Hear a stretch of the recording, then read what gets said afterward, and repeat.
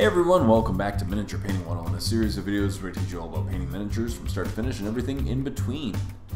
And this is part 140. Once again, tank treads. After last week's video, someone requested how do I paint really rusty tank treads, and with dirt on them as well. So I'll be showing that today, of course using pigments, but a slightly different shading technique if you wish, or shading combination I guess. But so we'll start off by priming it entirely black.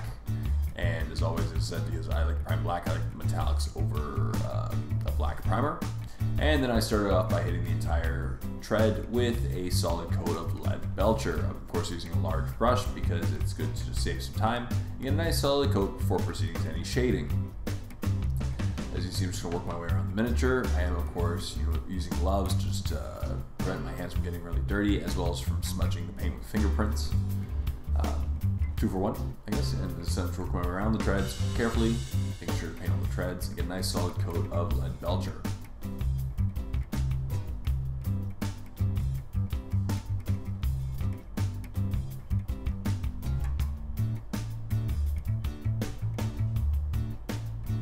Just make sure that's completely dry before proceeding to the shading. Right now I'm working in a quasi-humid environment, so it's just takes a little bit of time. And once it's completely dry, I'm going to take an interesting combination. Now, this is what I do if I'm going to do rust sometimes. I will, it almost looks like a magenta, as you can see, but I use a 1-to-1 mix of Agrax Earthshade non-oil, and then I just add a couple drops of Carroburg Crimson, which ends up giving it like a purplish red tint.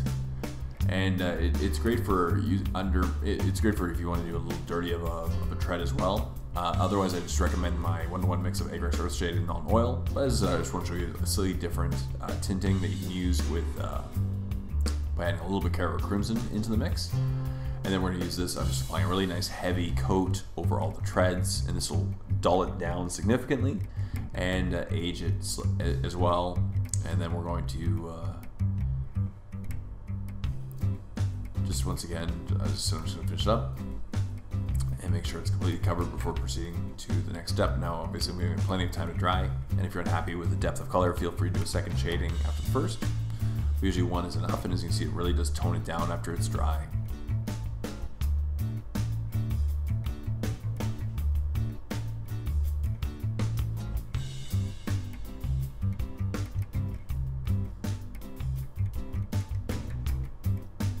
As you see, when it's completely dry, it has actually like the dark brownish purple tint, so it's actually kind of cool.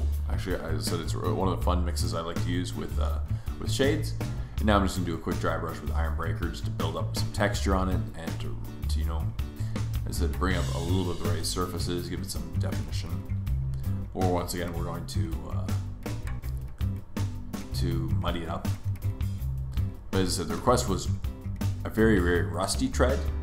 And so I'm going to show you using pigments how to achieve that effect. As I said, I like to use pigments for my rust, and I'll show you various levels. On the top of the tread, I'm going to take pigments. So I'm using 3 different colors of pigments, and I'm using them in various combinations: rust brown, rust red, and earth brown. And so on the top of the tread, I'm going to do a really heavy pattern just to show you what it will look like. And then on the insides and the bottoms, I'm going to do various levels like medium amount of rust and very light amount of rust. Now, typically I recommend about a medium to light amount of rust, and I like to just do it a little bit at a time, build it up 1 layer at a time. The key is when doing rust is asymmetry. I find I really like asymmetry. I'm just using various combinations of these 3 colored pigments around the treads. Earth brown to really muddy it up, and then rust brown and rust red to really make it really dirty and rusty. As you can see on the bottom part, I'm going very light with the rust colors and more with the dirty colors. And the top, it's more with the rust colors and less with the dirty colors. But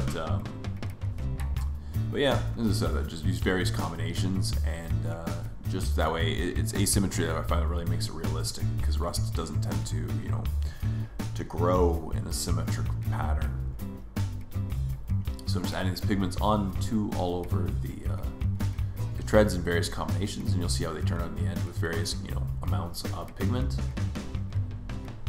And then finally, I'm going to take some isopropanol and just seal it in. So what the isopropanol does is it seals it in, then evaporates, leaving the pigments behind on the treads. As you see, I'm just going to make the ones on the top.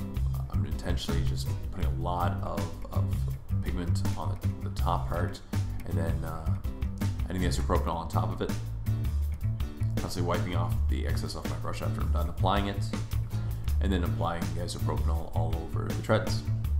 But as you see, it really does make it really dirty and gritty and rusty. It does tone it down a little bit, but as you see, it really brings the reds to life at the same time. So it tones down the browns, I find, but makes the reds really bright.